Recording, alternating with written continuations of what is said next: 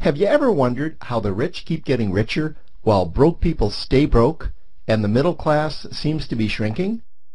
Well, this isn't nearly as mysterious as it may appear when you examine the specific differences in how broke people, the middle class, and the rich spend their money.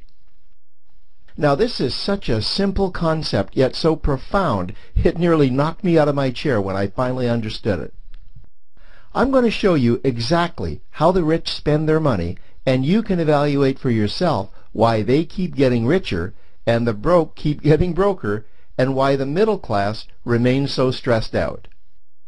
Now, to get started, I'd like to review some financial terms we'll be using during this presentation. The terms that you need to be familiar with are cash flow, which means money you bring in, expenses, which means money you spend, assets. Now, this is the most confusing one. You're probably familiar with the traditional definition of an asset, which is something you own or have equity in. However, back in the 1990s, Robert Kiyosaki introduced us to a new definition of an asset in his groundbreaking Rich Dad, Poor Dad series of books.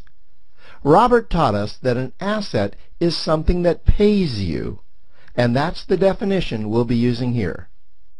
Liabilities is the last term, and it's defined as things that cost you money. As an example, a house is typically viewed as an asset. But can it actually be a liability? Yes. With our revised definition, anything that costs you money is a liability, not an asset. If you have a mortgage, your house is an asset to your banker because it pays him or her every month. But could a house also be considered an asset to you? Yes, in the right circumstances it could, when it pays you money.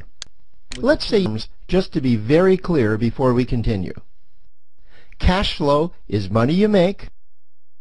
Expenses, that's money you spend. An asset pays you, and a liability costs you.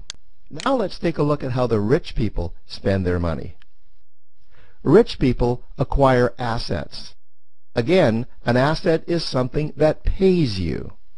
If you want to become rich, buy assets that earn you more money. The money cycle looks like this. Acquire assets that produce cash flow. Invest the profits to acquire more assets that produce more cash flow. Invest those profits to acquire more assets that produce more cash flow. The rich spend their money and acquire things that produce more money. Here are a few examples of assets that produce more money. Investments are the obvious ones: stocks, bonds, real estate. Education is another asset. If you learn how to do something that produces more money for you and you actually do it, that's buying an asset. There's a great quote that goes, "If you think education is expensive, you should see how expensive stupidity is." Another example of assets you can acquire that pay you are cash-generating opportunities, especially those opportunities that can create a passive cash flow. Money continues to flow whether you're still building it or not.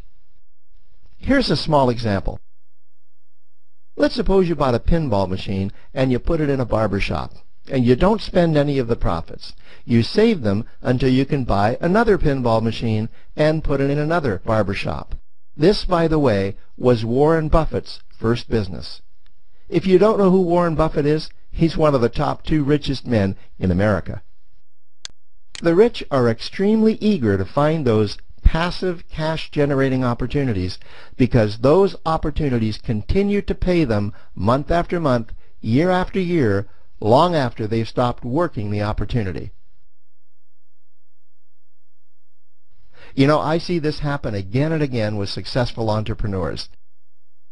They find a passive cash flow stream that they build up, and it continues to pay them month after month, year after year.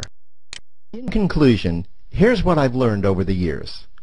You can't find these passive cash-generating opportunities unless you're open to hearing about them. Then, once you find them, you must be willing to see what fits you and then act. Now, the reason I say this is that I once answered a hokey little ad that I ended up generating 7 figures from, simply because I answered that ad and then took action. Simply because I answered that ad and then took action. These opportunities are out there. You just need to find them. You also must be opportunistic enough that when the right situation does present itself, you don't miss it.